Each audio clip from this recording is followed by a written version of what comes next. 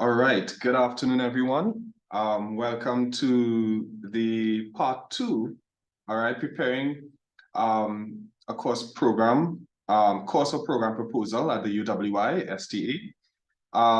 We are definitely happy to have you here. And this particular session is going to be, it's going to build obviously on the previous session on part 1. We're going to look at a little more than just that proposal template.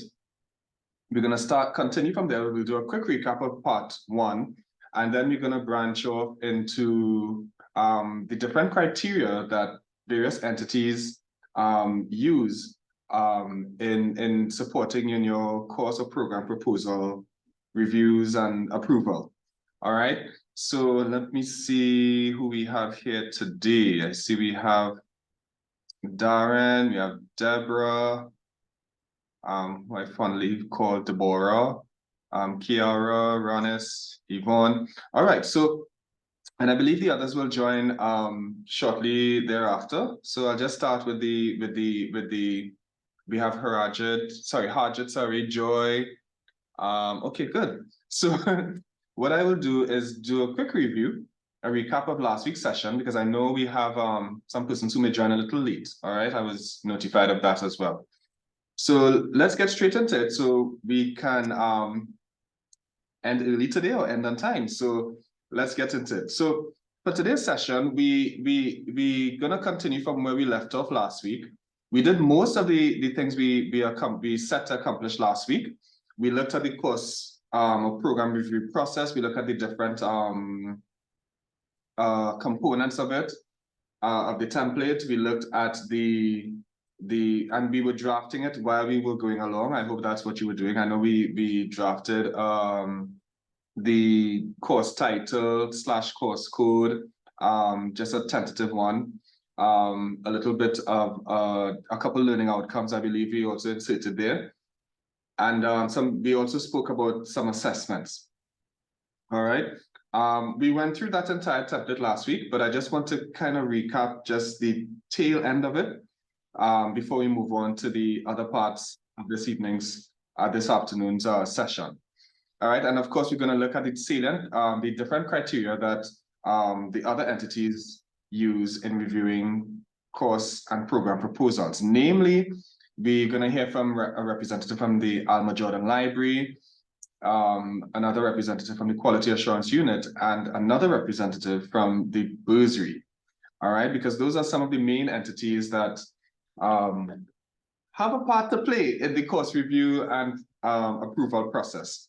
So we wanted to make sure we get all the stakeholders, as many as we can in this short session, to help you have a smoother experience and perhaps, that's okay, Yvonne. Oh, by the way, the recording for session 1, and I'll ask Mr. Duku to place the link there in the chat. So if you need to get a quick, to see what session 1 was all about, you can definitely check this link that Mr. Duku will post. All right, it's on our YouTube channel. So yeah, and Randy, you could let me know if you can't find it. I'll just post it as well. All right. So let's go through a quick recap of last week's session. So Yvonne, that's perfectly fine. All right, and anyone who was not there last week, so perfectly, we've got you covered. Don't worry. So the general components of the course outline or course proposal template looks something like this. Now the program outline, I'll talk about it in just a bit. So this shouldn't look as new. This is not a new diagram for you. I know we had a whole puzzle and so on with it last week. So it goes through the course program title of the course or program, then the mode of delivery, a general description of what it comprises, the rationale, meaning why is it necessary, why is this needed, why are we doing this, the learning objectives. Now this could go also on a program level, so it's not just at the course level. So you can have the course objectives, and you can have the program objectives. Yeah, so keep that in mind. So many of these elements, even though they're overtly stated in the course proposal template, they're also to a certain extent or scope in the program template as well. All right. And so we have content content of modules, assessments, calendar, and references. All right. Now the references and all of these elements are very, very important. And you'll see when we get, for example, to the library part of it, you'll see why the references are so important. All right. So keep that in mind. Thank you, Mr. Duku, as well, for posting that link to session 1, to part 1 of this workshop. So last week we went through also the differences between the program and the course proposal. We know that the program proposal is sort of, the course outline or proposal is sort of on a micro scale. Yeah, so it's just the course outline basically using the same template, the course outline template, which is the same for undergrad and postgraduate levels as of now. Well, as of a couple of years ago, but it still carries through. And of course, that template will have some of the basic elements of your course, including the rationale, the description, the learning outcomes, the assessments, the calendar, etc. All right. Added to that, you're gonna have sometimes a course proposal may be part, or course outlines may be part of a program proposal, which is the overarching thing. Not all the time, but sometimes. So for example, if you have a course from, let's say, a new course in, let's say, Programming 1, all right? Programming 1, Computer Programming 1, may be part of a general program, an overarching program in computer science, right? Or IT. If you have a program in geography, the overarching program, you may have a course on fluvial systems or landforms or coastal environments, yeah? So that sort of thing, but not all the time you have a course, an individual course, as a component of a program. So for example, Joy, you may know, I'm happy to have you here, Joy. We may have, the library may offer courses that may not be specific to any program, correct? Yeah. So and there are other programs that may be fall into that category as well, the co-curricular courses. They may not be affiliated with any particular program, but they are course proposals nonetheless. Yeah. But either way, the system, the process, the review process remains the same. It goes through the different entities, it goes through the approval process. And so and that's how, and of course through banner, and then of course it's delivered. All right. Now I want to guard persons against advertising programs or courses that aren't approved yet. The university usually doesn't like that. So if your program or course has not been approved, then it should not be advertised as such. Yes, individual sessions. So I know, well, I shouldn't say it like that. The library would know for courses, but the library staff at the library, let me say it like that, have designed courses or proposed courses that are not specific to one program. That's what I should have said. Yeah. So keep that in mind. Likewise with the co-curricular courses, they may not be specific to one program or one department, but they may go across different programs. Yeah. So some of the reviewing entities involved, we have them here, and I wanted to highlight these 3 because obviously they will be presenting to really advising you on what they look for, how they support you in the process, and that sort of thing. All right. Again, this review process, remember, it starts within your department or faculty. That's where you get the initial approval. All right, whether it's through a faculty curriculum committee, that sort of thing. And you may just check with the CTL for a preliminary sort of informal check, or even the cross-campus entities and so on. You want to do that in-house, basically. Once you pass that in-house level, then you send it officially to the CTL, the library, the bursary, etc., for their review and or approvals.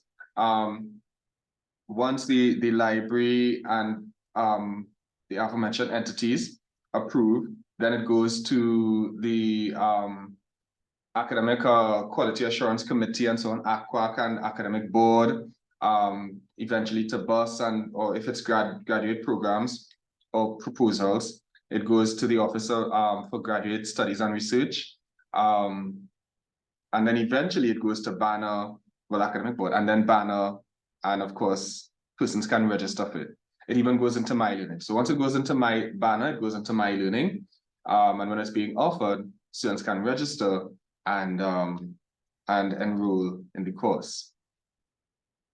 All right, so keep that in mind. So it's just a little quick tidbit. So it's the first, that top arrow is the first step. The arrow on the left side is the second step or phase, and the arrow at the bottom is the final phase. All right. There are different elements in a course or program proposal. We went through this, a lot of these last week. So I just wanted to kind of give you a quick, it's a recap. So, all right. And what we did, we classified them into three different segments: the administrative part, the pedagogical part, and the financial part of it. All right. And of course, you see financial part, we also have a rep from Bursary, from the Bursary section, who will also elaborate on some of these things from a financial perspective. Yeah.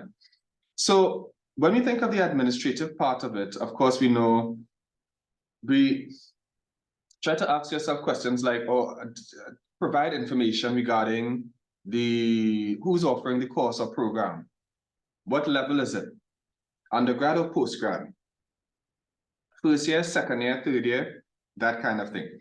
What, when it will be offered? Is it something that will be offered in semester 2 because you have certain prerequisites to be done in semester 1? Is it a co-curricular course? Is it an elective course? Is it a core course? And this is not just, of course, even if it's postgrad or graduate level, then is it likewise, is it a core course, or is it a sort of optional, I don't want to say elective, but an optional course? If it's undergrad, you may also want to consider if it's a minor versus a major, right? So what courses comprise the major? What courses comprise the minor? Yeah, and I know Darren, you had some questions about that, and I know that's a proposal that you're working on as well. So, and a couple others as well. What are the prerequisites? Well, I mentioned that earlier. How many credits? Is it 3? Is it 4? Is it 2? All right. And then, of course, if it's depending on what the credit weighting is, you're gonna have to decide how the contact hours add up to 2, to 3, or to 4 credits, or 6 if it's a year long. All right. And so these are some of the, according to the template, just to give you a visual of what you're going to be looking at in that template. So we did this last week, so I know I don't have to elaborate. All right. And then we looked at the pedagogical information or segment of it. And that, of course, deals with all the teaching approaches, the curriculum, the learning objectives, etc. So in this segment, you're going to look at, first and foremost, what is this program or course all about? That's the description. What is it all about? And could you remember, anyone remembers how long I was suggesting, I was recommending how long it should be? Anybody could remember?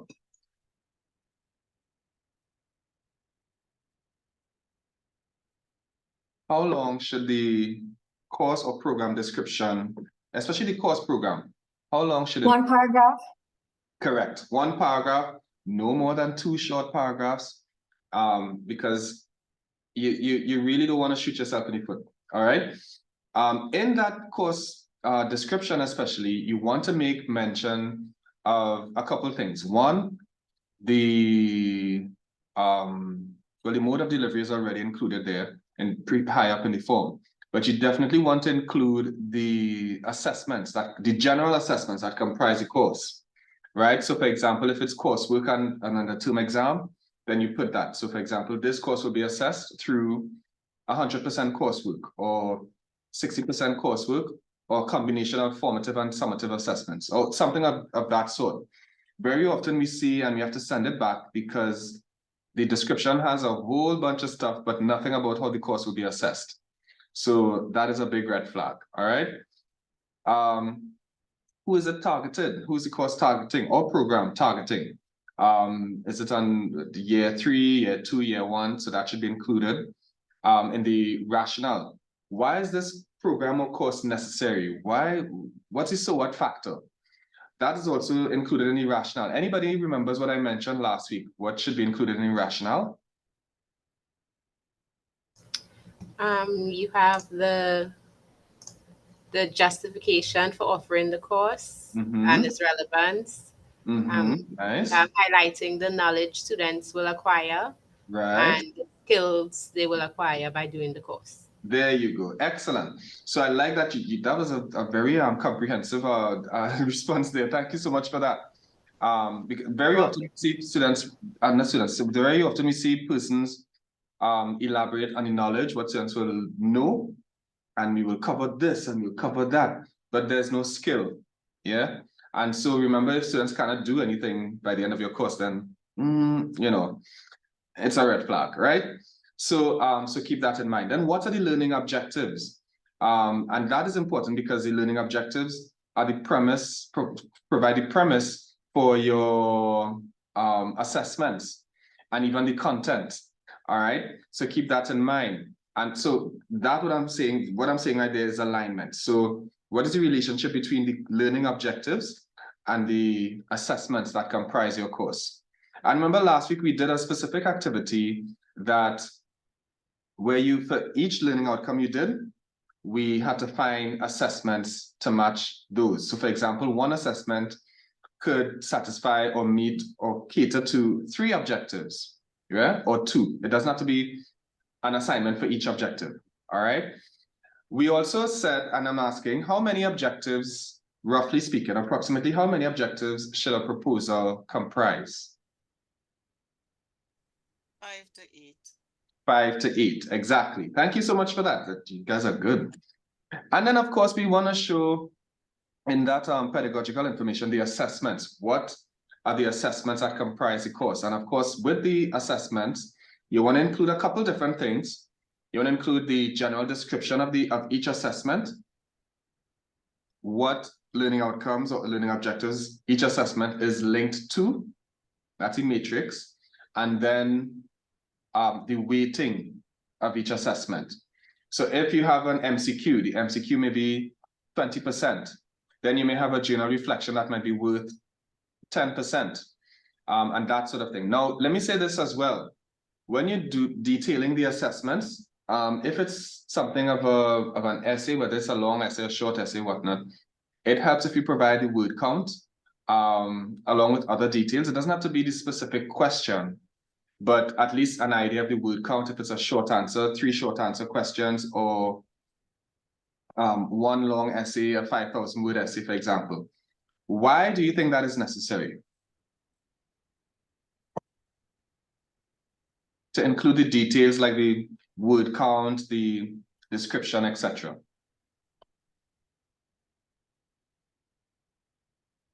Anybody? You can take a guess. To provide information to the reader, the target audience. Right, Marshall, thank you so much for that information to the target audience. Yes, that's part of it. That's part of it. Deborah, I know, Deborah, I don't know if you have the audio issue still, but you could type your answer.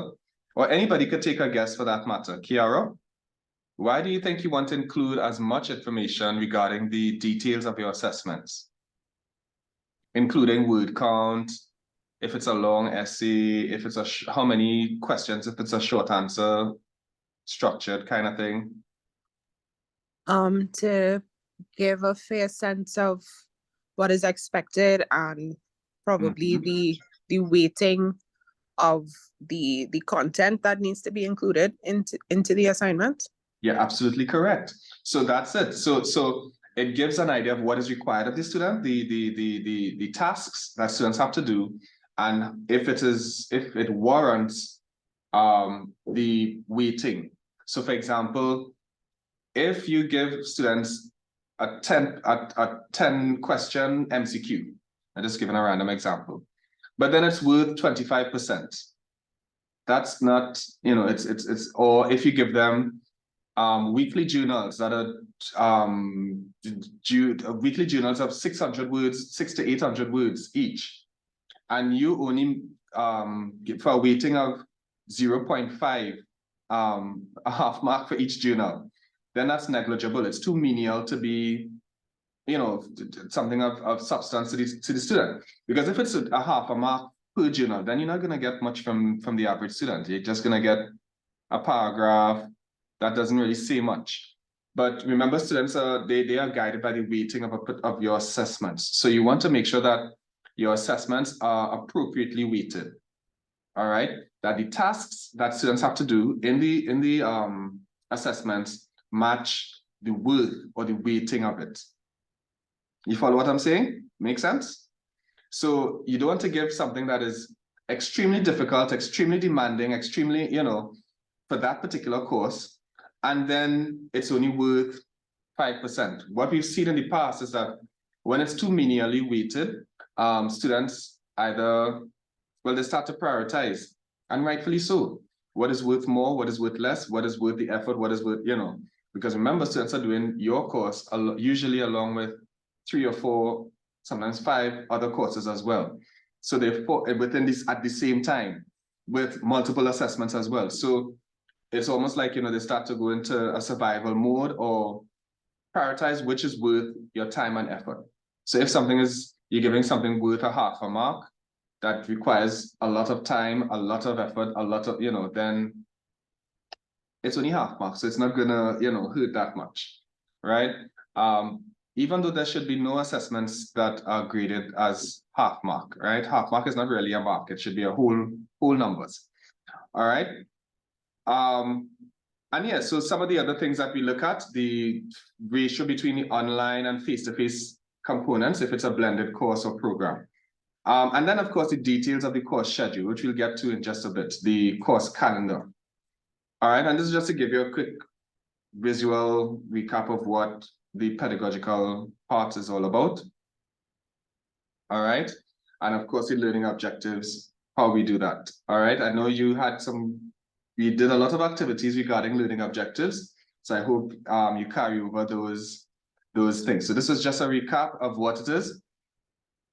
Remember, we created a formula: handle, verb, time, context. Handle meaning by the end of this module or course, participants will be able to, plus the verb, identify, explain, describe, compare, create, develop, design. Now remember, you only have one verb per learning objective. All right, so keep that in mind. By, and you can include a specific time, a specific detail within the context of your course. Yeah. And this is what it looks like, some of them. So this one has E, if you look at course outcomes, what it has here, E. Deliver effective innovation pitch proposals for investor or key stakeholder consideration. Now, when we say develop, why do we say compare develop and identify? So compare B and compare E. What are these salient, when you look at those learning objectives, what are some things that stand out to you based on what we covered last week?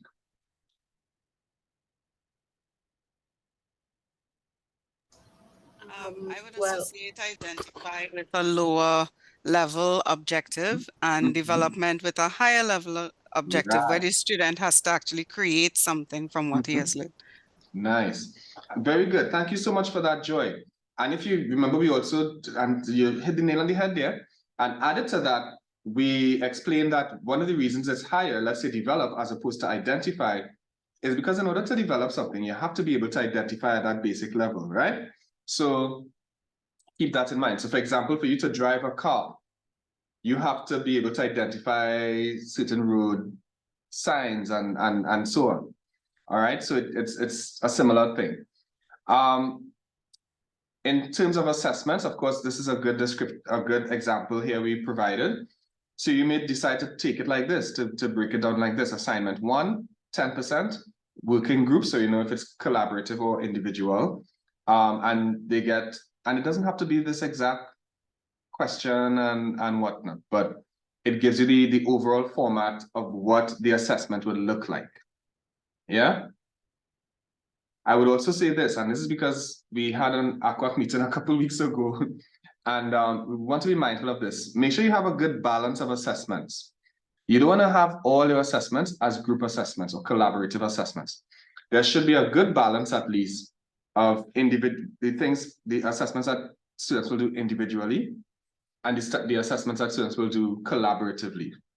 But never, never, never give all collaborative assessments, because then you have students who may slip through the cracks, who may, all the learning objectives may not be accomplished, and then they have to go and do the same coursework, the same final exam. So it puts some students at a disadvantage, yeah? Which could lead to other implications for the university. So keep that in mind, all right? In terms of assessments, this is what sorry, I heard something. Go right ahead. I think I heard someone's mic on. I don't know if they were going to ask a question. No, but I think you saw something. That's in the chat. So that's good. I adjusted my mic on just then. Thanks. Oh. At that point on the slide prior, for group presentations, right? Generally, we can build I didn't finish the question, but we can build peer assessments into this, right? So we can have each person report out on as part of the overall mark. Is there sort of ideal weight that should carry in the overall grade marking of the process? So let me make sure I understand your question. So you're saying within the context of a collaborative assessment, is that right? it? Yeah. You're saying a certain percentage or criterion should be peer assessment, correct? Which is good. Yeah, yeah. Right. So I would recommend, if it should never Which be. I should add, I do have a rubric for the peer assessments. Right. Which the students would stick to. Right. It should never be too highly weighted. That peer assessment component of the group task or group assignment.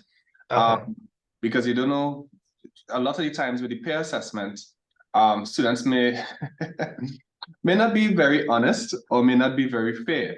So for example, if some students are in a group, you know, sometimes group dynamics could go sour very quickly. Right. And if one person doesn't like the other for whatever reason or disagrees with the value of their contribution, then they mark that person down or poorly or unfairly. So I would recommend that if you're doing something like that, that you definitely, I wouldn't give it anything more than 40% of that total mark for that coursework assignment. Okay. So for example, if it's anywhere around 20%, that is good. Because then it wouldn't be a deal breaker per se. Like if the peer assessment is, someone gets a poor peer assessment and that their feet it brings the average down, yeah. Right. But it is something that has a little bit of weighting that could make the difference between, let's say, an A and a B or A minus and a B plus, you know, that kind of thing. Okay. Overall. But it shouldn't be the deal breaker between passing or failing that group assignment. So I would say like about 20% of that collaborative assignment. Yeah. Okay. 20% is plenty, yeah. So I know. You do the math with it, right? Right. Yeah. Any other? Okay. And I think I just saw your question in the chat. So thank you so much. I don't know how it came late. I don't know. But yes. Anyone has any other questions on that?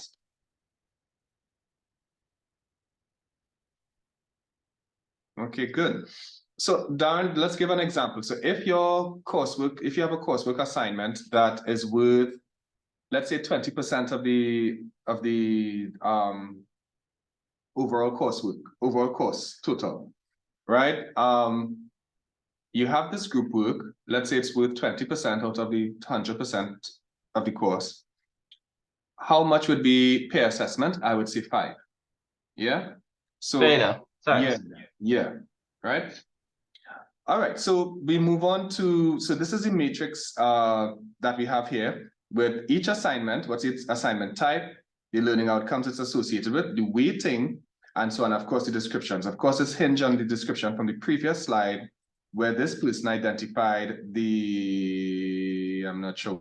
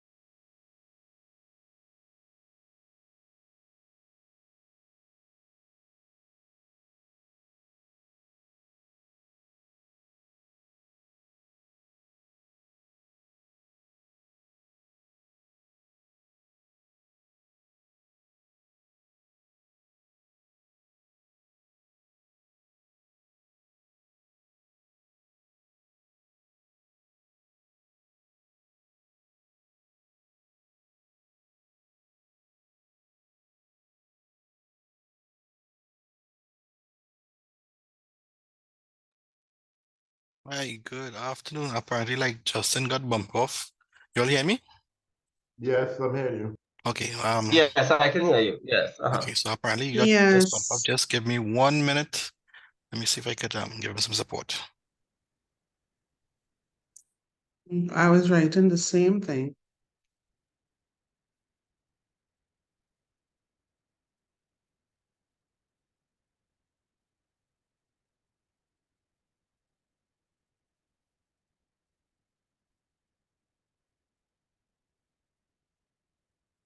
Okay, can you hear me?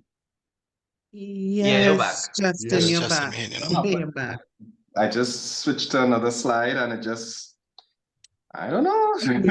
It threw you out. Yeah, Okay. it just threw me out. I don't know what happened there. But all right, so we're back at it. So let me just pull up my Yes. PowerPoint again. Justin, we're gonna switch you back to host, and I'm gonna let in Dr.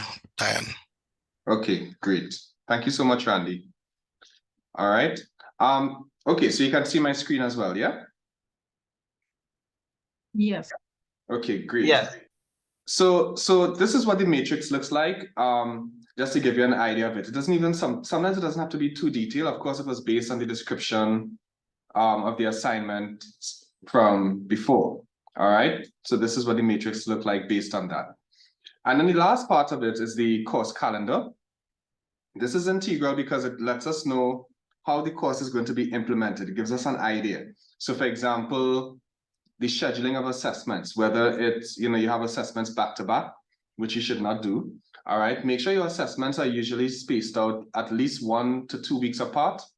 So if you have an assignment due on week 3, you should not have an assignment due on week 4. Substantive assignments, that is. All right, because remember, students are doing multiple courses, multiple assignments. And so you don't want them to be in a state where they're just busy trying to submit assignments and then the quality is not there. All right, Darren, go right ahead.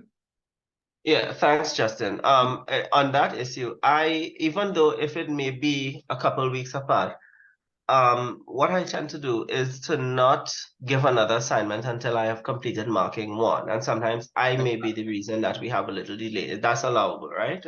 Yes, that's perfectly fine. That's Perfectly fine. All right, and that's ideal actually. And that's why you don't want to space it out like one after the other or consecutive weeks, because the student hasn't gotten any feedback and then they're kind of shooting in the dark, so to speak, because they haven't really gone through that reflective, deep level learning process. And they enter the next assignment with a disadvantage almost, kind of, yeah. So keep that in mind. So at least have 2 weeks, keep them 2 weeks apart, as we see here. If longer, even better. That said, I don't think if it's a coursework assignment or even if it has a final exam, you definitely don't want to aim for more than 4 assessments per course. Because what you're going to have, some courses that may have 6 and 7 and 8, then you're going to have things due every week, and then you're not going to get high quality submissions from students. All right. Any questions on that? Yeah, we're okay. Okay, let me see the chat. All right, so Mariela, I think you're not. Let me make sure this is recording still. Is it recording, Randy? Mariela, could you make me host, please? Yes. Yes, it is recording still, yes. It's recording, Yes, okay. you just have to change host. All right, no problem. All right, so before we hand over to Mariela, I see Fabiola, you have a question. Go right ahead. Yes, good afternoon, everyone. Okay, Hi. just drawing reference to the one of the links that I saw on the course proposal template, Open SUNY course outline rubric, is really more geared to online courses, which is what our department is trying to do. I see there are a lot of criteria here that the UE doesn't really have. So there are some things that I'm trying to fulfill to align with this, but in terms of the different categories, let's say the course technology and tools category, having to identify support staff who would be a part of the online course. those things are necessary for us, because I mean, I could only judge from online courses that I've seen abroad, where there is probably an assistant that deals with the recording of Yes. sessions, and someone who does the technical stuff the same way Mr. Randy is doing for you. Right, right. If it's a fully online course, if those things should be considered in our proposal. Right. So I think you're referring to the checklist document, right? The QA checklist. Yes. So, and I'm happy you brought that up, because we have a very special guest from the quality assurance unit who will also elaborate on that. But it should be a guide as well. The OGSR rubric, the SUNY rubric, it should be a guide at least to what is required and what should be considered and put in place, like the infrastructure for online courses or programs. Yeah. So we'll get to that in a couple minutes. Okay. Yeah, so we're definitely gonna get there. So without further ado, I want to hand over to, we have our 3 representatives here who will share on what they look for, some guidelines, and really advise you on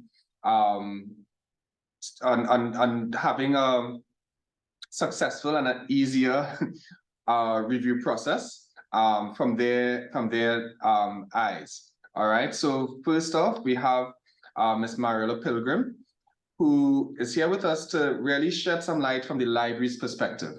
So, for example, what does the library look for in the reviews? What services and support does the library provide in this regard? So, Ms. Pilgrim, I'll hand over to you, all right, to take it from here. Can you hear me? Yes, I can. Thank you very much. Great. All right. So, well, I thought my camera was working, but clearly it isn't, because yeah. So just to give you a little more detail. So before I switch into the PowerPoint, or actually I could start sharing my screen right away. Anyway, so yeah.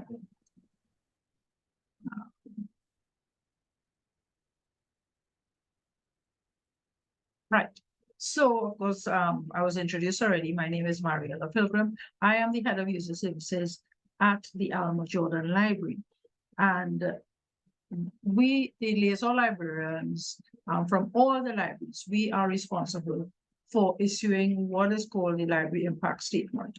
So this afternoon, in this brief period, I would like to clarify the process, our process, for handling your course or program proposals, whether it be something new or syllabus changes, new or expanded subjects covered, what are the library implications? As long as they have library implications, then it must come through us. And I hope that at the end of this, you will have a clearer idea of what we expect from you and what you can expect from us. So as a head, I am responsible for issuing the library impact statement. And this is a statement that we would provide at the end of your assessment and our assessment of the collection and its suitability with respect to resources to meet the needs of your students and yourself, so that they will be successful at the course.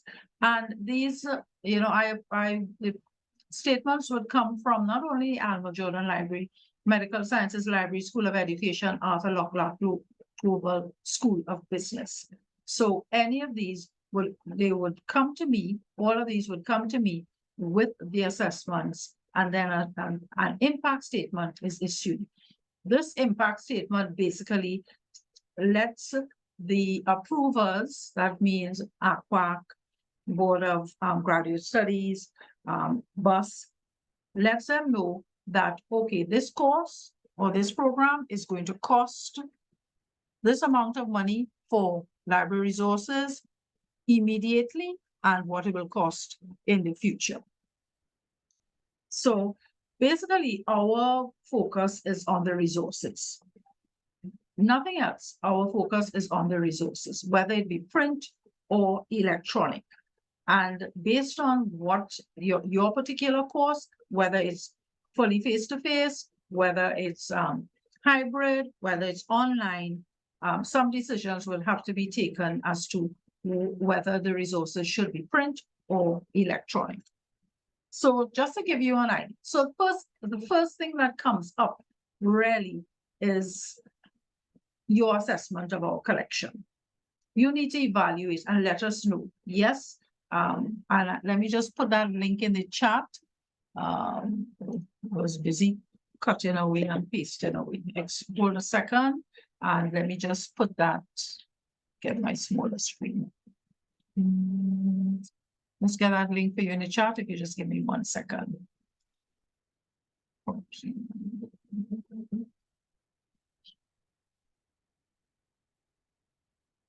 Back to the chat. Let me close this off. Just bear with me while I just maneuver a bit. Right, share again.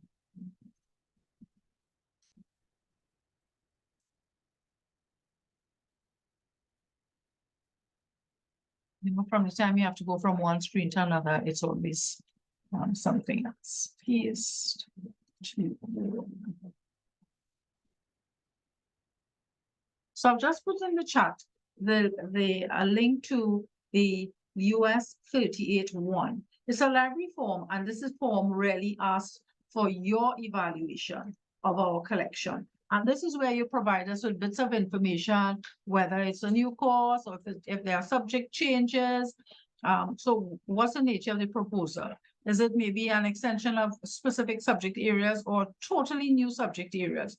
Undergrad, postgrad, whether it's related to any other course or program. Some of the important things on page 2, service loads, how many students you expect, because all of these things have implications about what we buy, how many copies we buy of the essential text that you require or your students would require.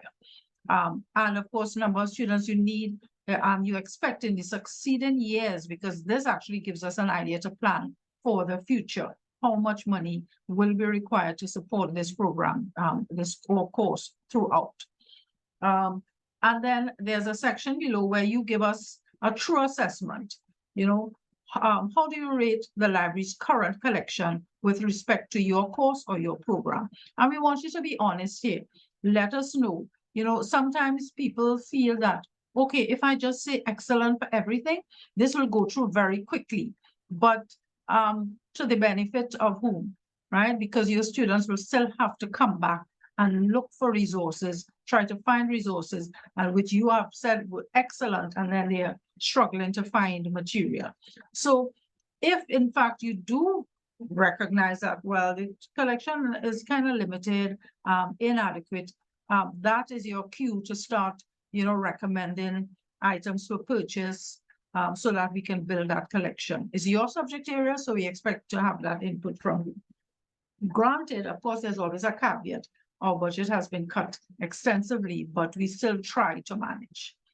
And one of the last things there is whether it's self-financing.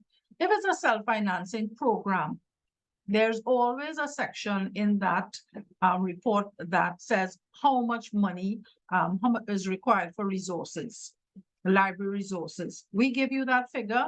So there is an expectation for self-financing courses that that money will be diverted to the library so that we can in fact acquire those resources.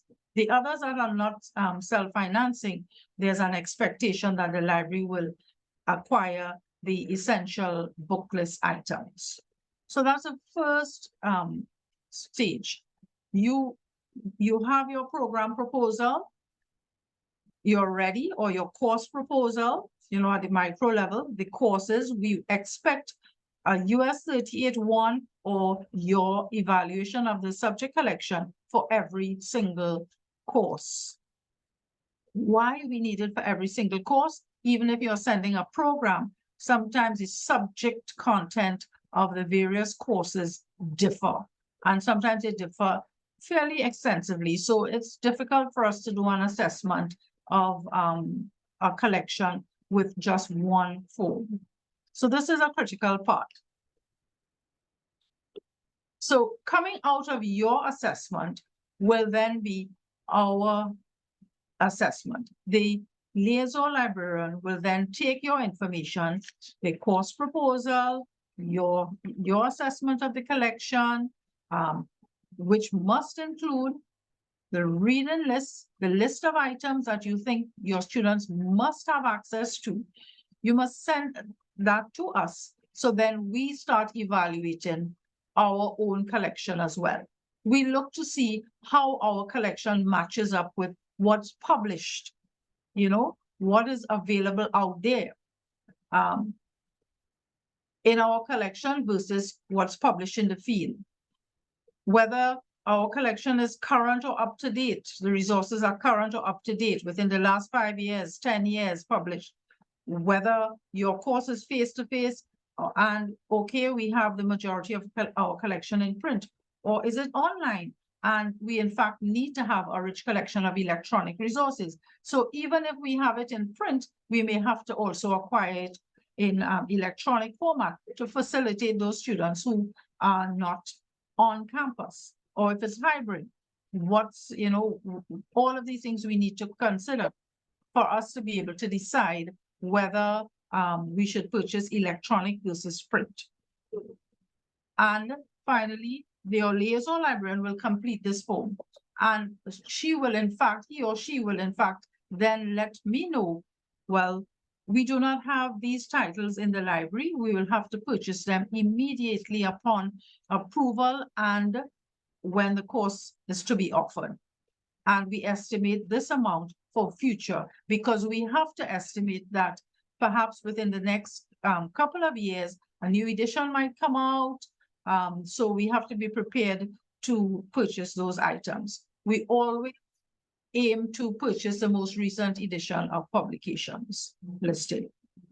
So our evaluation will give you that. But we always, we wish it would flow so smoothly. We do encounter some problems, but I figure we could get to the bottom of it. One of the first things is time. You know, what we ask of you is to avoid short processing times. Sometimes we get an email from a faculty member or asking for us to, could you check this for me? We need an impact statement by the end of the week. We need we have a meeting on Thursday. We need the impact statement for this whole program that we have 10 courses. So time, we can't just rubber stamp what you have said. We also have to look at our collection. So we ask you to give us the time necessary to complete the process. In addition, of course, the librarian, that's not the only task that she has. So she has other things. So some of the delays occur because some members do not submit the US 38-1. On your book list, your reading list, you have included old edition out of print material that we cannot find to purchase anywhere. So these things take time. Incomplete references. So you have a list of references, and when we start checking, the author is incorrect, maybe the title is not accurate, bits of information, the year of publication, even the edition. So we ask that, you know, try to complete your references so that we are sure we know what you want. There are broken links. Some people put links to articles, links to websites, and some of these are broken. When we click on it, there's nothing. So of course, if you plan to put that on your when you're final, you're finished and you've gotten approval and you're giving this list of publications to your students, broken links won't work. And at the end of it all, sometimes faculty members are surprised by the cost of the reading material. So when we send out the final impact statement, and based on the provision of a reading list, a book list that you have provided that may have 10, 15, 20, sometimes even 30 titles, and then you realize, wow, this is going to cost us $20,000 because some of these are electronic resources. And none of these items are cheap. So you must be aware that to do your checks, do some of your checks up front. So how do we speed up the process, right? Because everybody wants it in a hurry. Everybody wants it now, right? So here are some tips. Your liaison librarian is a member of the curriculum review committee. Utilize your librarian. Reach out to them so that they can advise on available resources. Don't wait until the program is, you're ready to take it to faculty board for their approval or to submit to any other unit and then come to the librarian to ask for assistance, right? Always provide a book, materials or reading list for each course. Mind you, there are some courses, for example, a research project where you may not have a specific book list, but anything else, please provide us with a book list reading list. And I said before, complete proper references, and it's advisable to use the style of your department or your faculty. I know I sit on ACWAC as well, and the deputy principal did make mention of that. Why aren't our lecturers providing proper referencing according to their styles in their course proposals? So keep that in mind. It makes it easier for you, me, and the students. And of course, to keep the costs down. You want to keep the costs down. So we do have existing resources, existing journals. And I let you know upfront now that with the budget cuts, we are unable to start any new journal subscriptions. So we ask that you try to look at our resources. We have over 70,000 electronic books and other resources. You want to keep your costs down. You don't want to be shocked at that cost at the end of the day. Then, try to use what is already in existence. Reach out. Avoid dated or out of print publications. Sometimes we have to write to you to say, well, this is out of print. We cannot get it. Sometimes we have the time to send you a list of possible titles, sometimes not. But the onus is also on you to try to find a replacement resource.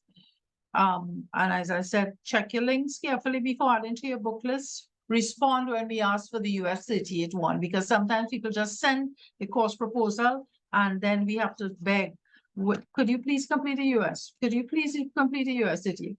Could you please? And and it's like pulling teeth to get them. So just avoid just checking boxes. If their collection is inadequate, it's inadequate, right?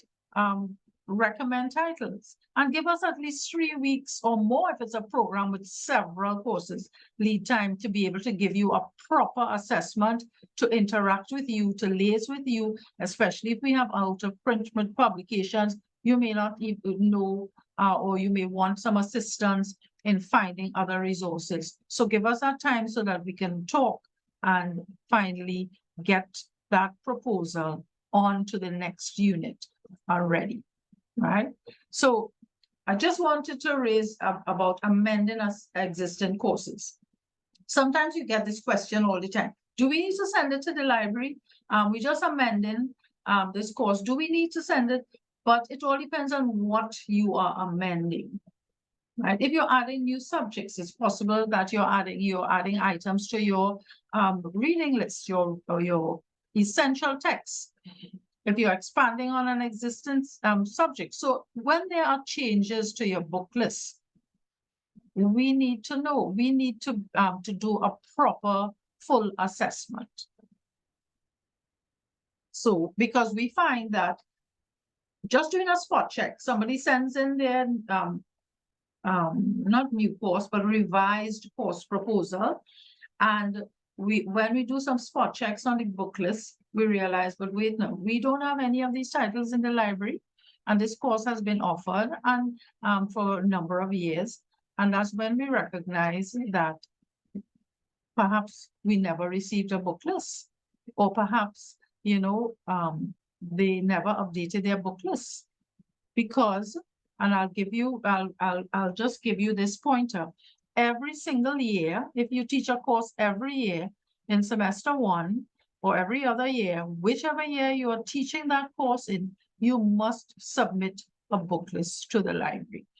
Even if the titles are exactly the same as last year, you must submit a book list. Because if you don't, then we will also assume that, oh, well, this course is not being offered, or we should remove these books from the course reserve collection and put it back out on the open shelves.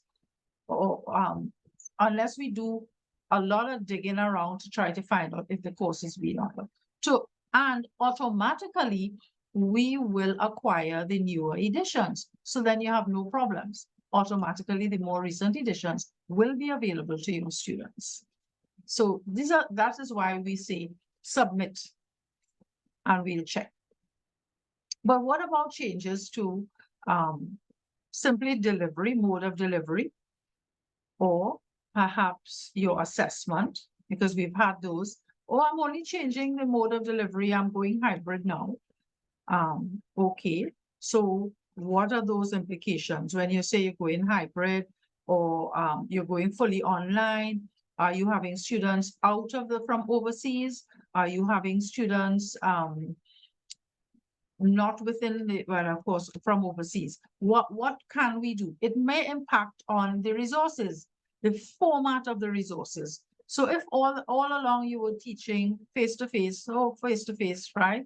But then this year you decided, okay, I am going fully online, then this has implications. It means that we now have to try to acquire the electronic version of these titles to ensure that your students who may reside overseas have access to the material as well.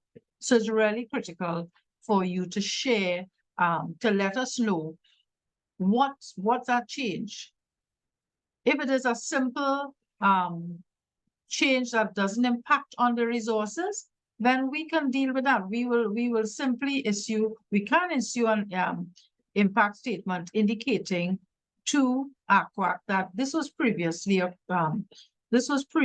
approved, and there are no changes to the resources required.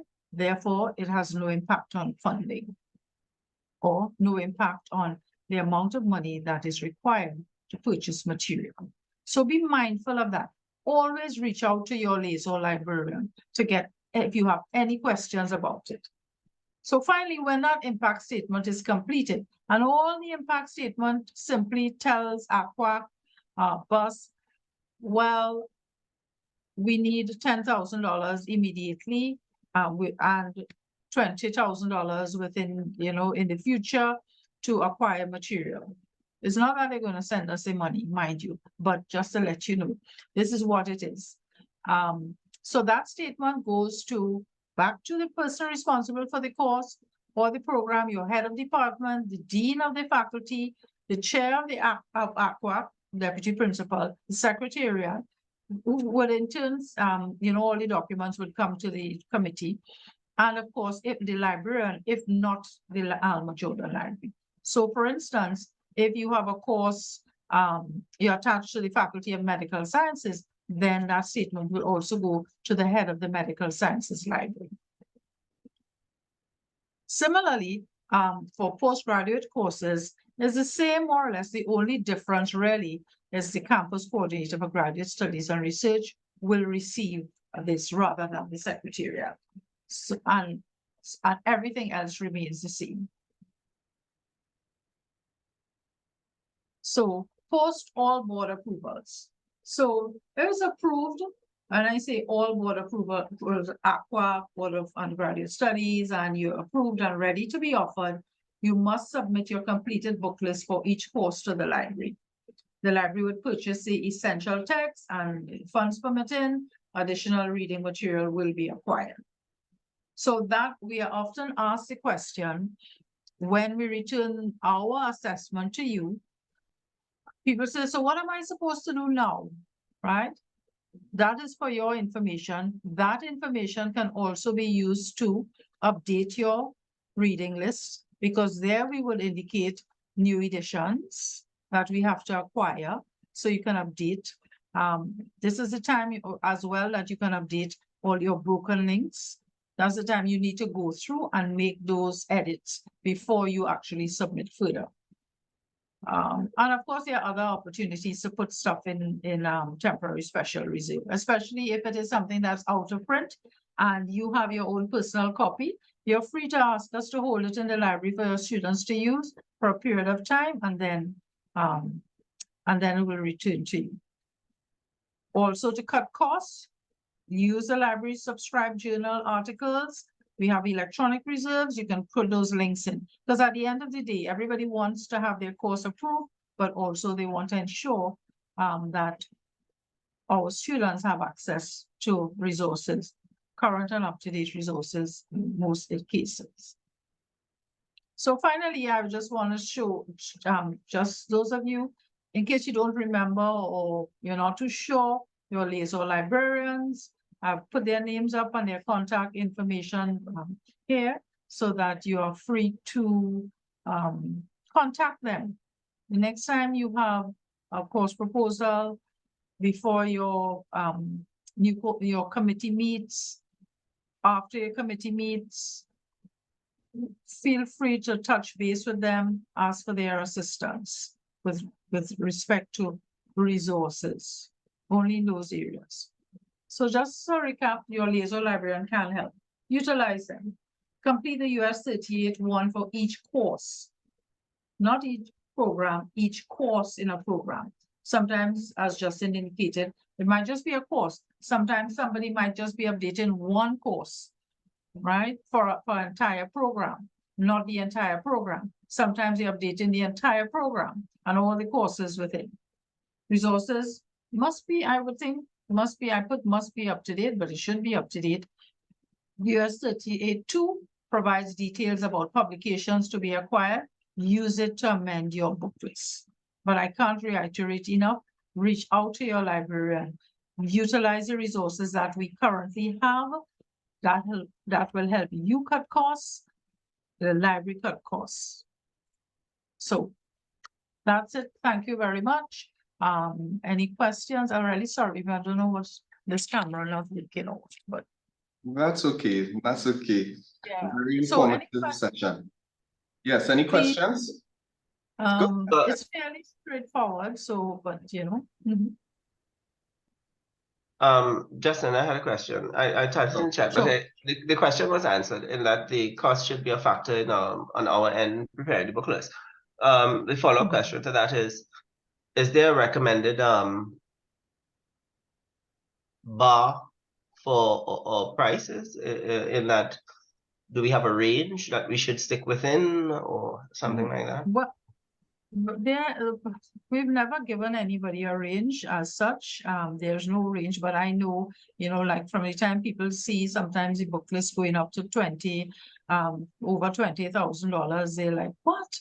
You know, take off this. We don't want this again. We don't want that again. So, you know, it's, especially if it's a self-financing course, you don't want it to dig into your budget so much. But we make every effort, as long as we get a book list for an approved course, that we acquire the essential texts required. Additional readings may not all, you know, may not all be required, because I can let you know as well. I mean, this year, the liaison librarians hardly got any money to spend on books. When I say hardly, I mean hardly. They may only be able to buy 3 or 4 books, which is unheard of. But we always have a budget put aside for book list items. And we try to acquire everything that comes up. But nobody wants to see that big, you know, $20,000 or $30,000 amount, when we in fact have a lot of resources here already available. And hopefully soon we have a little more open educational resources, open access resources, so that, you know, we have a wider pool. We already have a site online where, a guide online where you can link to some of these open access resources. So, you know, you do your assessment and you can, you know, add as you need. And just to add to that, the center is also, while the session is going on, the center is also offering doing a session on a workshop on open educational resources. And so I'm so happy that Mariella mentioned that, because these and it's a face-to-face workshop for the yesterday, today, and until Thursday. And you know, we are covering a good bit there. in terms of how to use them, how to integrate them, what they are, where you can find them, you know, protocols in terms of using these open resources and so on. So it's something that, and I know we have persons from the Faculty of Social Sciences there as well, Darren, so you could probably liaise with any one of them. The material, they would be provided with the materials as well. So even if you didn't attend the session, you can most certainly access the material because the PowerPoint and so on will be shared with everyone there as well. So you can just liaise with, oh, I saw a couple of your colleagues there, but we'll talk after, all right? And you can get some of the content that was shared in that session. Thanks, Justin. Covered, already hooked up. Okay, great. Yes.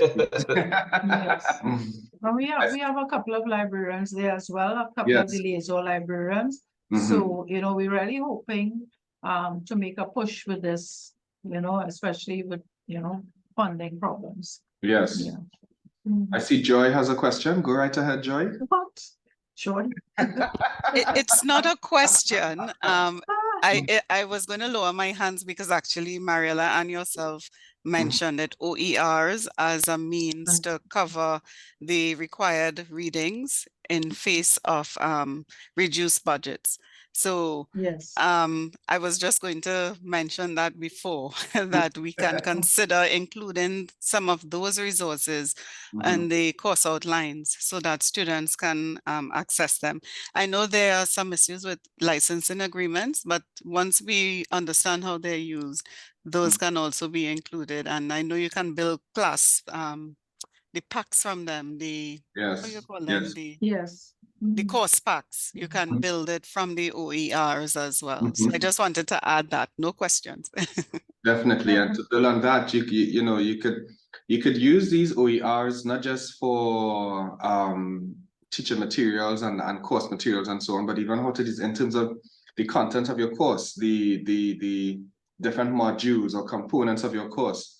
There's MIT open courseware, I think is what they call it. I can't remember the exact name, but MIT open course. I can't remember if it's courseware or Coursesite. But if you go there, you will see a lot of resources, open resources that you can use in terms of when you want to propose a course. It's a good map that you can use to contextualize and appropriate in our particular instance. Yeah. So it's just something for consideration. Any other questions or comments? Thank you for that, Joy. I did see a question from Ronis Joseph Brown. I'm not too sure. Asking who are the librarians at Five Islands can contact. I'm not too sure, but I'll try to find out who, or at least one of the librarians or a couple of them at that campus. You want to see Five Islands, yeah. And I'm really not too sure. And we could send that to you. Well, we could send that as well once you give us Mariella. We could send it with the session recordings and so on. Right. So okay, after the workshop. Yeah. Yes. All right. So not a problem at all. You're most welcome, Ronis. Yes. All right. So I don't know if you have any other questions for Ms. Pilgrim. Yes, if there are no other questions, I would like to be excused. Yes. Resume my vacation. Yes, thank you, Mariella. I was going to say she's doing this while on vacation, so we definitely appreciate it more than you know. No problem, no problem. And, it's all, I mean, it's to the benefit of my colleagues here and to you all as well, to everybody as well. So, yeah. Most definitely. Very much appreciated. Thank you so much, and be safe on your vacation. All right, thank you. Bye, everybody. All right, colleagues, and so we go straight into the elements. I shouldn't say online elements, but the elements from the quality assurance review or unit, what they look for or what that unit looks for in the in course proposals and program proposals. And none other than the person we have for this is no stranger to the CTL. You may have seen the conversations event we had a couple of weeks ago on modes of delivery for course and program offerings. So I present to you Dr. Diane Thurabin Kusi. senior program officer. I'm smiling because, you know, we have a history. So senior program officer at the Quality Assurance Unit at the St. Augustine campus in particular. Of course, it's overarching as well. So Diane is going to share about what the Quality Assurance Unit looks for in terms of course proposals and the reviews and program proposals and reviews and so on, as well as the checklist that was mentioned earlier. I can't remember, I think it was Fabiola, I think you mentioned. Yeah. So without further ado, I just hand over to Dr. Robin Kosi. Thank you, Justin, and thank you for having me. I'll share my screen, if I may. Mm-hmm. Right. We should be seeing it soon. Yes, we're seeing it. Okay. All right. So before I get into the actual presentation, I wanted to ask the group how many persons in the group ever submitted a course or a program for review. I know that it's a workshop, but people may still have okay. So I'm seeing Dr. Scarrett. I'm only seeing Hi, Dr. Surab. Hi, Yvonne is Yvonne. here. What are you going to do? Hi. You good? Have you Hi, submitted a proposal? Well, Dr. Scarrett put up his hand, and I was about to share that currently we're doing the BEd renewal. Okay. And yeah, and another lecturer and myself, we're working on the HFLE component of it. So Okay. that is one. When we get to the finish line, I think a lot of what has been shared here would be part of the process, including the quality elements. Yeah. Okay. All right, great. Thanks. Okay. So I wanted to ask that first, so I have a sense of, you know, what people know. Darren, you never submitted a course proposal? Right, because I know, I'm sure you would have done it. So I know that there are people here who have been part of this process before. The next question I want to ask you is, what do you think the Quality Assurance Unit does? And anybody can respond. Well, personally, I think the Quality Assurance Unit ensures that all of the courses and programs that the university is designing are at a certain standard, at least a level of minimum that persons, whether in St. Augustine or campus, with a department or unit, the student requiring a certain level of education. Sorry. Okay, thanks, Marsha. And that's, to be honest, that's one small part of what we do. So my approach today, I'm going to give you all the context for these templates that you're filling out, because I know a lot of people think it's an onerous activity and why do we have to do all of this? And so I have to put it into context. I'm not sure if Justin would have done that in the first part, but I have to put it into the context because it's an important part of what we do, as Marsha was saying. It's not the only thing, but it's one part of what we do. So hopefully by the time I finish this session, you all should be able to have a good sense of why you need to do it and what are the elements in it that are the quality factors. And then at the end of that, I'm also going to talk a little bit about what are some of the problems that we see. And hopefully if you understand the context and the indicators that we really look for, that will help in addressing some of the pain points, as Justin had called them. So let me start with the context. So the Quality Assurance Unit is a unit that falls under the Board for Undergraduate Studies. So we are a regional unit, really. I am the Senior Program Officer assigned to the St. Augustine campus, but there are quality officers assigned to each of the campuses. So Five Islands campus, you'll have June Weekly Holness. Cayville campus has Kay Thompson. Mona campus has Anna Kasafi Perkins. And then we have an officer, Pamela Dottin, for Open Global Campus, sorry. And she's also straddling now graduate studies. So that's just to give you a sense that the unit spans all the campuses. And so we have a line, not just to the board for undergraduate studies, but also the board for graduate studies and research. So I'm saying that to you so that you understand that our roles then go beyond just for course and program development.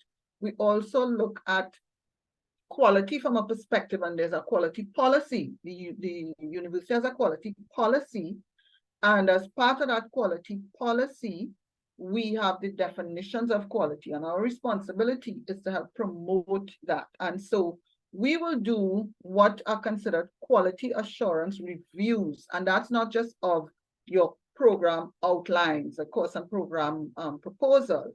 The review is of what the whole department or center or institute is doing to conduct their work, looking at the objectives and seeing to what extent they are able to meet those objectives. And part of that, of course, a critical part of that will be a teaching and learning. I'm going to pause here. Have I confused anybody? You all following so far? Yes, Diane, thank you. All right, good. So coming down now to the program and course proposal templates. Now I hear people say all the time, the CETL templates. These are not CETL templates. They are university UWI templates. So we have the undergraduate course template, we have the program proposal templates, we have the graduate proposal templates. And these were prepared for a particular reason, and I'll get into that. So when you go to the CETL site, you will see the templates specific to our campus. And you'll also see certain policies there. Now I want to draw your attention. So these are what we're focusing on, of course, the course approval template, the program approval template. And I want to also draw your attention to the policy on quality assurance of online and blended courses and programs, if you're not familiar with it already. And that's another one of our roles. We develop the guidelines and policies that will help promote quality in the institution.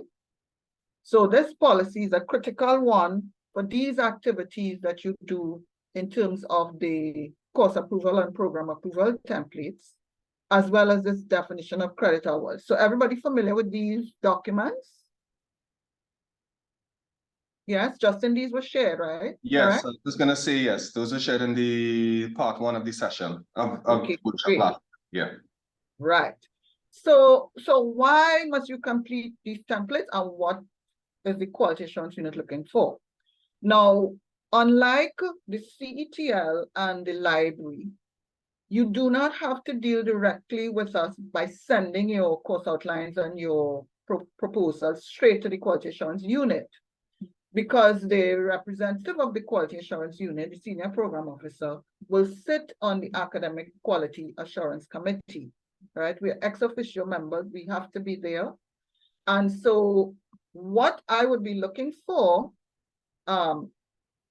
would be not at the stage where you're developing it, but after it's developed, it's to review it to ensure that the quality indicators are taken account of. So it's not going to come to me first, it's only going to come to me in preparation for that academic quality assurance committee meeting, where I would then have my input. So when I get that proposal before the quality assurance committee meeting, what am I looking for? And it's the same thing you see I've highlighted in red, what I'll be looking for, but the thing I'm going to go through here really shows you why the templates. So in other words, the indicators of quality are what I am looking for. And the templates were created to help guide that policy, that quality, sorry. So I am looking for a clear description of the structure and the content of the programs and the courses offered. Sometimes people don't put sufficient in the description, so you don't see what are the assessments, a general thing of whether it's going to be 100% coursework or if it's going to have a mix of course. You don't want to see in your description the details, but you want to have a summary of what this course is going to be about. So clear description of the structure and content of the programs and courses offered. So in the course outline, there's a space for that. As I saw Justin was showing you the template, and there's a space for that. In the program proposal, there's a space for that as well. I want to see, in terms of the structure, not only the topics for the course and that course calendar that will give a sense of what is going to be offered when and where your assignments are going to line up and all of that. But I particularly want to see the workload and the mode and methods of delivery of the program. Is it going to be a face-to-face course? Is it going to be a blended course? What are the credits? And how are you calculating the credits? I need to see in terms of the program proposal, what the rationale for the programs are, because our definition of quality, one of the dimensions is fitness for purpose and fitness, and another one is fitness of purpose. Fitness for purpose talks about relevance. Sorry, objectives. Fitness of purpose talks about relevance. So we want to be sure that the program is relevant to the needs of the country, the needs of the region, the global trends, and looking at the rationale for a program and the needs assessment that was done, that could give a good sense of whether the program is relevant or not. So there are questions to be asked about that. Then you want to look at how effective the ability to meet your objectives. And you want to see the documentation or the evidence to indicate that your quality standards are being addressed. Now, the documentary evidence to do that will come in the form of your checklist, will come in the form of your response in the various areas of the template.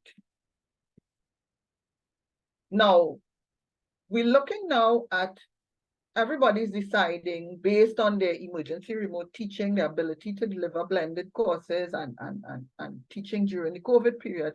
Everybody's looking now to see how could we move our courses to either blended delivery or fully online delivery.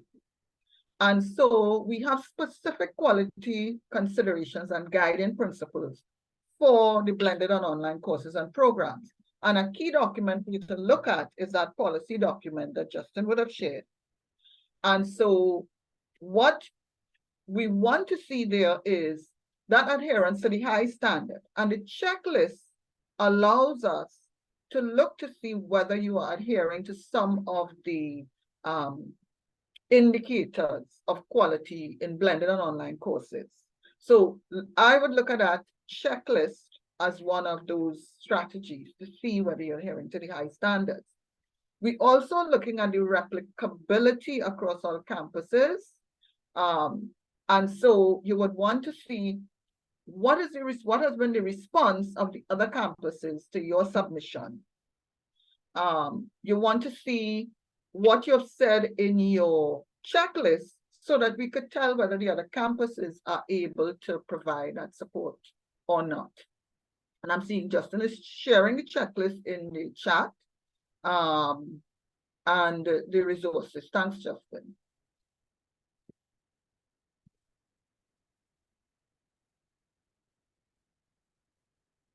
You also want to see what affordances you have to enable you to provide the service to the persons. When I came in, I heard, I think it was Fabiola, asking whether she had to be able to have all these affordances, like have a technical person on and so on. Remember, when you're doing this, you're making a commitment to the students. And as an institution, we want to have a product that is of high quality. An indicator of good quality in online and blended learning would be your ability to satisfy those student support needs. So the short answer to that would be yes, you should have. And that's why it's on the checklist. We also want to be able to have that uniform public face. So we're looking to see whether your layout in terms of what you have in your calendar and all that will allow for an easy transition into our Moodle interface that would be similar across the campuses. So we look at that course calendar and what is presented in there. And then, of course, you want to have respect for intellectual property, and that's why I will look to make sure that the library has a role in it, because I tend to depend on the library for that, as well as CTL for some of the things that I mentioned. So one of the things we'll ask for sure, we look for sure to see that there's that sign off by the CTL, there's that sign off by the library. Mode of delivery, you'd want to see that it's interpreted, the definitions are interpreted correctly, what's blended, what's high flex, if it's an MCTLI course, whatever.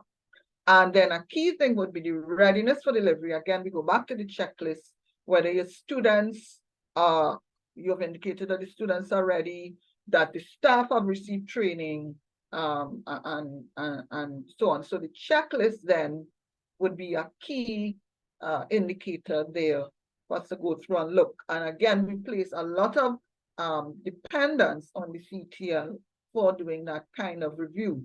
Now, I just want to share with you, and I know Fabiola had asked about the OSCAR rubric.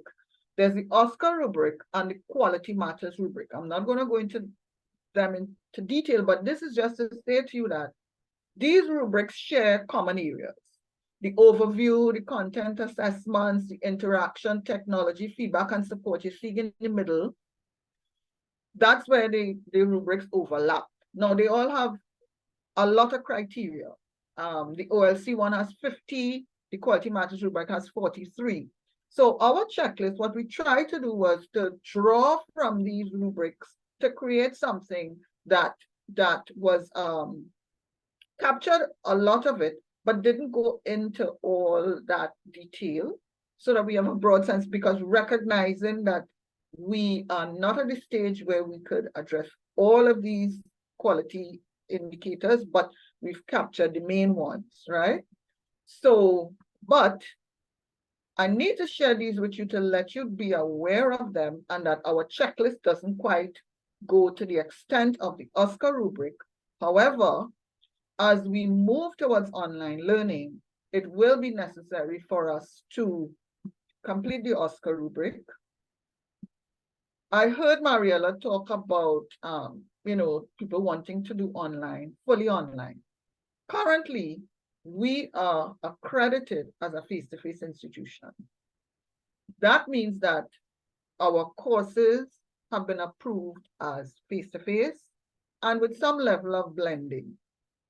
Once we move to delivery of our courses using the online modality, that is more than 60% of the contact hours, that is considered a substantive change. And we have to go through the whole process of approval, and it has to be approved by the ACTT. So currently, if you want to do an online program, you have to go through the process of approval for one course, then for the program, and then the institution will have to apply to the ACTT to be considered as being able to offer online programs. So I just wanted to end with that, because I know that a lot of people think that the block to having online programs is just the administration on the campus. It goes beyond the campus. It is the accreditation concerns, and so we are in a position where we have to address that. So that's the problem. And I see Fabiola raised her hand, so I'll take the question. I'll take the question now, Fabiola, and then I'll go back. Yes, thank you, Dr. Nkosi. I tried to understand what you just said, but I'm hoping that you wouldn't mind just going through that last part again in terms of the online program Right. So UWI St. Augustine campus is accredited by the Accreditation Council of Trinidad and Tobago, ACTT, as a face-to-face institution. Okay? That means that we are not supposed to deliver more than 60% of our courses online. Right? So we must have the majority of our course delivered face-to-face. Do you follow me so far? The majority of our course must be delivered face-to-face. If 60% of the course is delivered through electronic media, that is considered online for them. And that is considered, and if you are face-to-face, if you're on a face-to-face program, for instance, and you now want to deliver 60% of the courses in that program online, you have to get it approved. The whole process you have to go through to get it approved. Now, the problem though is the ACTT has certain guidelines for the approval of the delivery of online programs and courses. And the guidelines say that you have to develop it, of course, for online, and you have to do an OGSR review of it, and that must be submitted to the ACTT for approval before you can offer it. So it means that, to break it down, if you have a program that you want to convert to an online program, it was offered as a face-to-face program previously. You now want to offer it as an online program. You have to go through the whole course review process that Justin would have explained in the first session, where you go through your curriculum, your curriculum committee, your faculty board, and then you discuss with CTL, you do your toing and froing, you go all through with CTL, you do the library, you send to the other campuses, the whole shebang. It goes to Academic Quality Assurance Committee. It goes to, if it's an undergraduate course, Board for Undergraduate Studies. If it's a graduate course, committee for the Committee for Graduate Studies Programs. I forget the acronym for it. And you then goes to ACTT for approval as an online program. Now, what they're saying is that now, before it's approved as an online program, they have to see proof that we can actually deliver an online course. And then they will approve the online program. And then the institution will get the accreditation later on to deliver online programs. So it is a whole process. So currently, what we've been saying to people is, you can try to, because they have not defined for them blended, so we're telling people to try not to convert your courses to online. You could convert your courses to online, but we have to go through that process. So you'll have to be liaising with the CTL to work through that whole approval process down at the end to have it delivered as an online program. And that is relatively new. That came up just after COVID, because from the ACTT perspective, from a quality perspective, people were running now trying to teach using emergency remote teaching, meaning the courses and programs were not developed for online delivery, but face-to-face institutions were all clamoring now to deliver teaching in that way, and it was impacting the quality of delivery. So they have put this as a check and balance in place to ensure that the indicators of quality in online and blended learning are met. And so that is the issue. So Fabiola, is that clearer? Yes. Thank you very much. Okay. I see Dexter. Dexter, you have your hand up. Accreditation Council of Trinidad and Tobago. This will affect our competitiveness globally to be able to try to bring in international students, because they would want to come in face-to-face. also, would it be possible for us, one UE cross-campus offerings to take some existing courses at St. Augustine that we say that could be face-to-face now, but we move them to, well, it'll have to go to online so that we could use some from St. Augustine, some from Cave Hill, and some from Mona to come up with a global course, one UE course. Okay, so remember we have our UE Global Campus, which was the open campus, and we don't know yet what role they're going to be playing in our global online approach. So that is one. So we have to park that and think about that. We also have what we're calling the multi-campus teaching and learning initiative. What that is saying is that just what you suggested, Dexter, if you are teaching a course on the St. Augustine campus and you have, let's say, 20 students in your course, and there are some students in Mona, some students in Five Islands campus, some students in Cave Hill who want to do that course as well, we will allow you as the lead campus to facilitate that, right? But there's a process that you would need to go through, and that process is described in the same policy we talked about.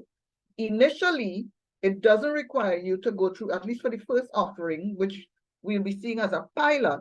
You don't have to go through the entire approval process for an online program or course.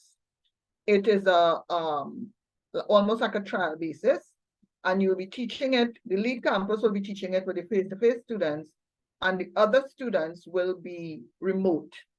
So they'll be on through Moodle or whatever, and having their Zoom sessions and so. And after the first offering, and you work through the kinks, it will then be expected that when next the course or program is offered, it will be offered as an online, a proper online course. So there's the MCTLI option, and there's also possibly the global open campus option. We're not too sure yet what's happening with that, but the idea is for one UE approach to it, even as we work towards being able to offer our programs in a more multimodal way.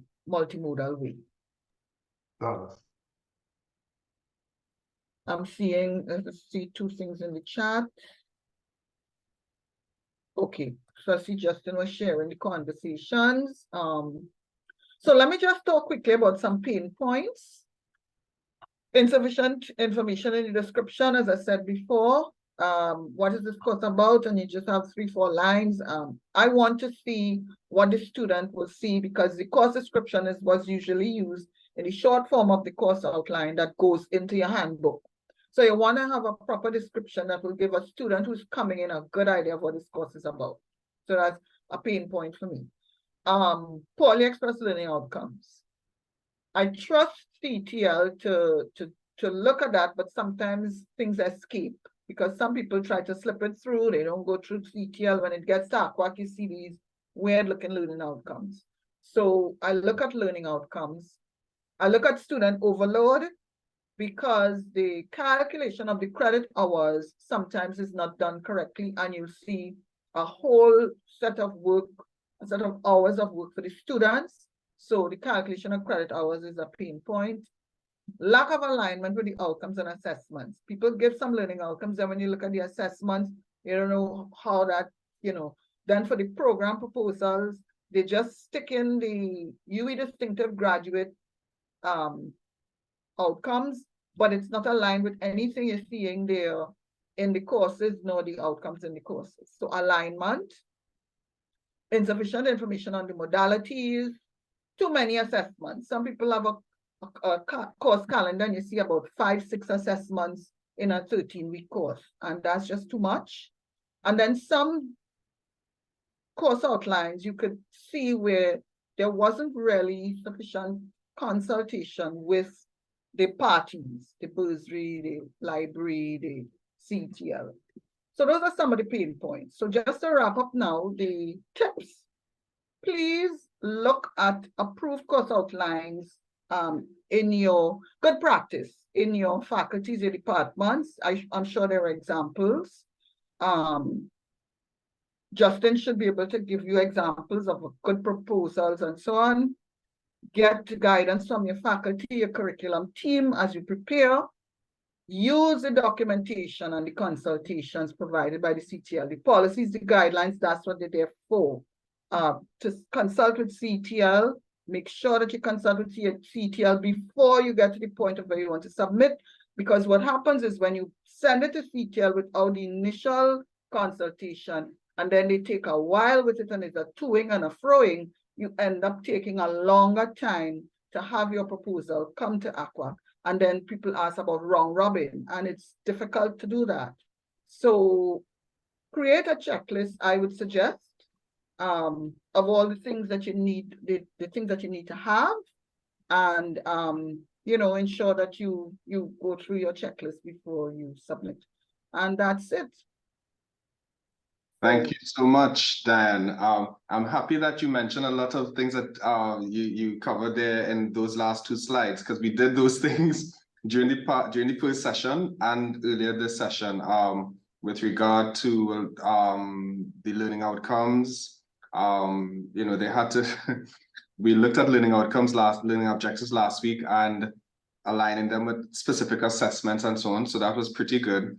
And they got samples along the way to see what each section looks like. So that was good that you reinforced that. I see we have a question in the chat from Harjit. Right, I was just reading it. If one course is adopted from MONA, is it possible to change the prerequisite? The reason to change prerequisite is that the course is not taught in the program.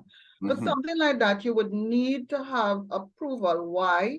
Because remember, there are other issues that would impact. You'd have to be sure that what would happen with the students. You have to be sure in terms of the codes, that, you know, so it would have to go through to get the permission to change the prerequisite, that would have to go through the ACWAC. So even though, if you want to change the prerequisite, you will have to, that is a change. That is a definite change that you'll have to make. Now, having said that, in the future, what we're trying to do is, and this is the QAU, we are trying to create some guidelines that will allow for a little more autonomy within the faculties, so that some of the things that you currently have to send through to ACWAC now and to send through CTL, you may be able to do intra-faculty. So we're working on that now, and hopefully by next year, not sure, we will be able to share those guidelines so that there are some things that you can do without having to go through that full approval process. So let's hope for that. Thank you so much for that. Darren, I see you have your hand up. Thank you. My flow not really flowing, so I apologize if I break up a little bit. But thank you, Dan, and very, very helpful, particularly that piece on the ACTT implications for, you know, a little bit of, can we go down the wrong road? But my question is, from the quality assurance standpoint, and you would know that I would tell you how long I've been going through this process for approval of a proposal. You know, I got to one point, and then in came the requirement for, you know, a market study, a market survey. Yes. So I had to then retract, go back to the drawing board, do the market survey, re-enter the process. Then, you know, trying to be creative and use courses across disciplines, a multidisciplinary approach to developing a minor. And so went through, got the approvals from the different departments and the lecturers and the heads and so on. And in some instances, got a waiver for 1 or 2 of the courses based on the content of what students would have covered up to that point in their core courses. And then comes the other issue now of, even though we're on St. Augustine's campus, all the course outlines now must meet the requirements as in the bus template as it exists, the 2020, if I'm not mistaken, or 2020 template. And while I can finesse the department and my colleagues in making the adjustments to their templates, their course outlines, and going through that process, what is being done at the university level, wherein it would be a bit of dicey for me to try to convince someone outside of the faculty, even though a colleague and very kind and cordial work relationship, to now take this course through the process so that we can benefit from it and they can. Is there something being done at the university level to try to ensure that all of the course outlines are where they need to be, so that when we come to these minors, I don't end up now having gotten faculty board approval, now still have to go back to the different departments because coming now from settled, this is not in this order. So I went back to some of the colleagues and they said, all right, this is as much as I'm going to do here. Or you could do it and then hand it to me and then I'll take it through the process. But is there something, my question is to ease that pain from my end? Yeah, that's unfortunate. Now, when I was in Settle, I experienced that myself with somebody else who was doing the same thing, and it was very, very difficult for them to get the other faculty to make the amendments. Now, the idea behind the template is for us to have that uniformity. The templates are created based on the indicators of quality. It is unfortunate if a faculty would think that it is good enough to just leave a course outline in the same way it has been forever and ever. Of course, a program is supposed to be reviewed and revised at least every 5 years. What is going to happen is when that department has their quality assurance review, as you know, Darren, the reviewers are going to come, and when they see outdated course outlines or course outlines that do not adhere to the standards, they're then going to be given that as a recommendation. And they're going to still have to do it. The university itself, that is the process for trying to ensure that standards are met. We have a review process, a quality assurance review process where we have evaluations, we have quality reviews. It is unfortunate when we have to wait 5 years for people to do it because a heavy hand came and said, you have to do it. It would be so much nicer if collegially people would see the importance of having a high quality course outline and work with you at an opportune time, as it's happening now, to develop their course in the interest of everybody. That is something that I don't see the university forcing people to do. I think it's something that as an educator, we have a responsibility to do because we want our students to get the best. And if you're creating a program where, it's interdisciplinary and it's an opportune time for them to look at how can I improve this course? And that's going to be shared. So I can only say that the process is when the quality assurance review comes around and the outlines are reviewed, those things are picked up. But other than that, we just have to depend on moral suasion, I guess you'll call it. So it would be nice if they would. I know everybody's overburdened, we're short-staffed, and so on, but the work has to continue somehow. So maybe you can work out something with them on, when it's passed to the CTL and CTL gives the comments on the existing outline, if they could at least see to what extent they could address those comments, even if they don't want to go into a deeper dive to see, more than that, but at least to address the comments that the CTL will give to enhance it. Because I imagine it would just be things to do with the outcomes, more than likely, and some of the updating of the information and so on, which are things that people should be doing annually anyway. So I'll stick with it there. I'll stick with trying to get them to. But unfortunately, we don't have a big stick. What we have is the review process. But there's no big stick. All right, thanks. I think that's it, Justin. Yeah, it looks so. I will do like Marielle and ask if I may be excused. Yes, yes, I know you have quite a busy schedule as well. So we just want to say thank you, Dr. Thurab Nkosi, and you know, it's always a pleasure to have you with us and to collaborate with you. All right. I think it was worthwhile based on the feedback we've got in the chat thus far. So thank you so much for that, Diane. Best of luck to all of you. Look out for the course outlines in ASWA. And hopefully they're much, you know, it will be a faster and smoother process for all involved. Yeah. I am confident. Don't worry. You have a good crop here. I know quite a few of the people. So yes. okay. Bye everybody. All right. Have a good afternoon. And, as we move on, colleagues, before we wrap up for this afternoon session, we have Mr. Dexter Utley. Now, Mr. Dexter Utley is representing the bursary. All right. So in terms of not so much online elements, but the financial elements regarding course proposals and program proposals.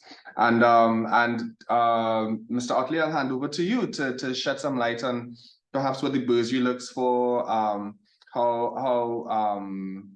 what are tips you can give and advising and so on. Yeah. Okay, thank you. Good afternoon, everyone. Sorry, I don't have a PowerPoint presentation, but I'm holding on for Mary, and I'll give a short notice. So yeah, we appreciate that as well. Thank you so much for that. Yes. The Bursary Strategic Initiatives is here to assist you in your budget preparation, but we will also work with you based on your program proposal to prepare a costing and pricing. The costing summary is for the self-financing programs, not for CGC undergrad programs. It's only for self-financing programs, whether undergrad or postgrad.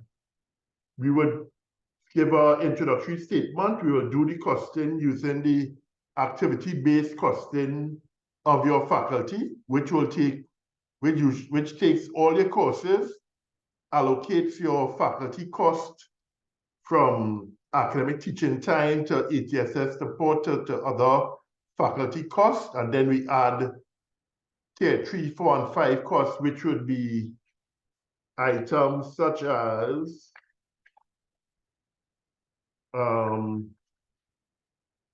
support services, admin and central costs such as admin, bursary and SITs, and then you have unallocated faculty costs, which is the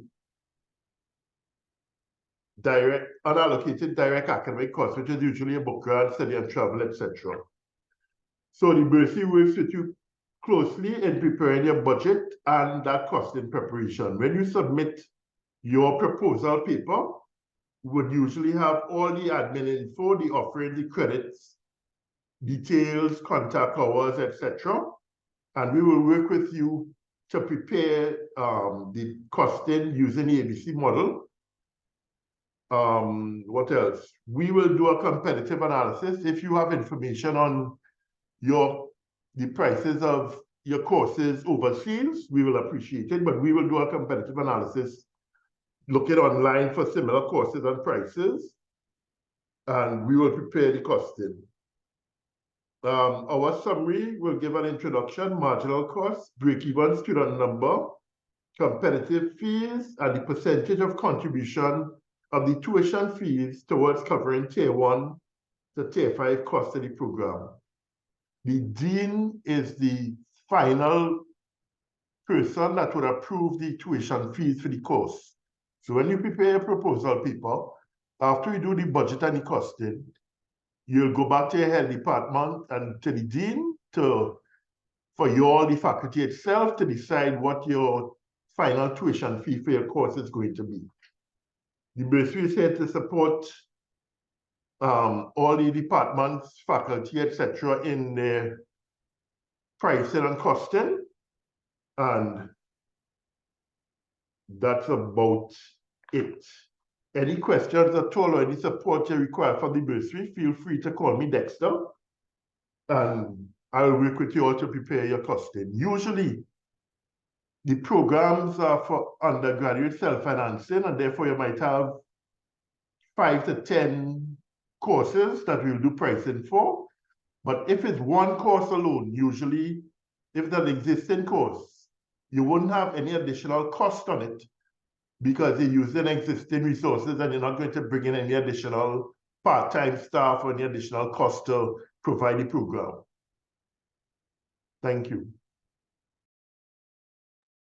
Thank you so much for that, Mr. Utley. Definitely some nuggets there that can be used. Yes, Masha. Some nuggets that can be used, and just in the nick of time too.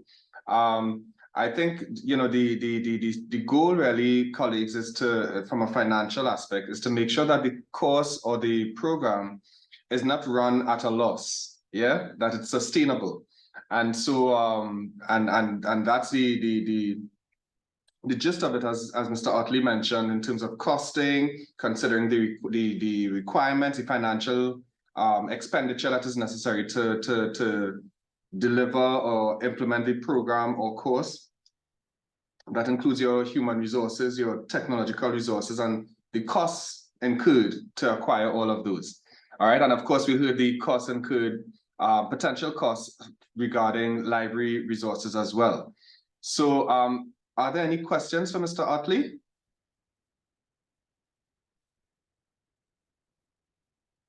No, I think Mr. Utley. Oh, okay, I see we have one from Dr. Skerritt. Yeah, Go right ahead. Just from my own experience with one of our most recent programs, the MEd reading.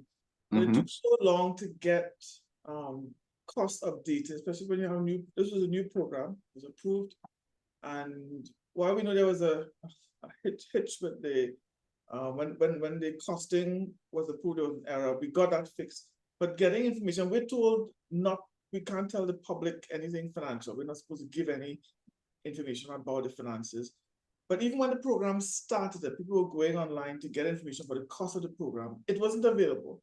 And so we had students who assumed that this was a program costed like a regular non-self-financing program. And then when they were in the program, they realized finally that the information is available, that the cost was beyond them, and they had to drop out and maybe try to come back in at another time when they could get finances. So I just find that, if we're going to have that, we can't tell the students information, then there needs to be a timely updating of these websites. They wait till the year comes around, programs start, and then the websites aren't updated.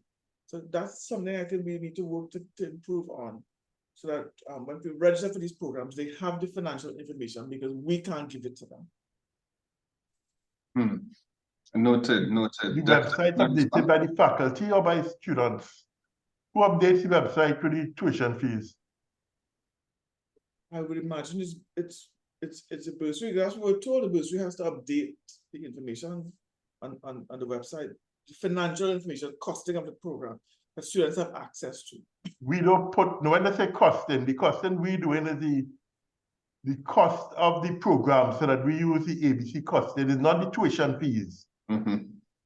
So the costing I doing is the costing of the program. What you're talking about is the tuition fees, so that after FNGPC approves the proposal paper, the FNGPC paper is supposed to go to student section and the registry, and then they will update the tuition fees online to the students. Okay, well that's where the problem. Maybe that's maybe where the loophole is right there. Between the junction between the bursaries part of it, and then when it goes on to I guess into Banner and all the other entities there, the information that's communicated. Right. So I'll have to discuss with the student section of the bursary with regards to the tuition fees being updated online. Yes, definitely. And perhaps when we're doing this workshop again, we can invite Ms. Nurse, Sonia Nurse, to as part of the panel, if you will. All right. Any other questions? Because I think Sonia Nurse would be a good addition to complement, of course, the bursary and the quality assurance unit and library and so on. So that would be something that we can consider. All right. Any other questions, colleagues? All right. So I think that brings us more or less to the end. And thank you, Mr. Otley, first of all, for stepping in and representing the bursary on short notice. And we definitely appreciate it. And I think it was well worth it based on the feedback from our colleagues here. Next time I'll have a presentation ready for you. That's perfectly fine. No problem at all. And we'll give you even earlier notice next time. I know it was unforeseen circumstances this time around, but we definitely appreciate your assistance and your contribution as well. All right. Thank you so much. As we wrap up, colleagues, this is just some general information that we have at the end. As you see, we have a couple different entities. When you look at checked and endorsed by, this is why we tried to bring in some of the other stakeholders. Besides just the CTL, we had the library, we had the campus bursary, and so on, as it pertains to the course, the reviews and approvals that need to be done before it can go to the library. All right. Once you've gotten all those approvals, you know, it goes eventually to ACWAC if it's undergraduate. For undergraduate course or program, it goes to ACWAC, and then academic board, BUS, and all these entities until it and goes into BANA. All right. If it's graduate, then it goes to Office of Graduate Studies, faculty, academic board, and so on. Darren, I see you have a question or comment. Yes, this is just a comment. For workshops like these, are very, very useful, and I thank you all for putting it on.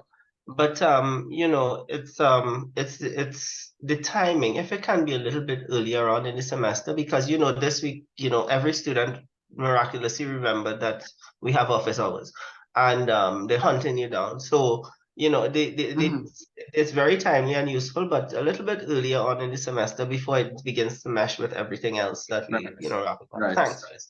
No problem at all. We'll definitely consider that. What happens is that usually in the first half of the semester, we tend to be focused on, or we get more of a demand for, you know, things to prepare faculty for the new semester and support that is, you know, when it's going on. So we'll definitely try to see if we could schedule it a little earlier, maybe mid-semester. I think we had it mid-semester in semester 2 earlier this year.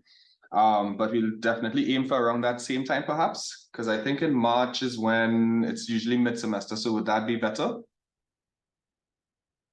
Yeah, I can only speak for me, but yeah, you know, everything this week in particular with research, we could research for, you know, and all these different things. Yeah, definitely.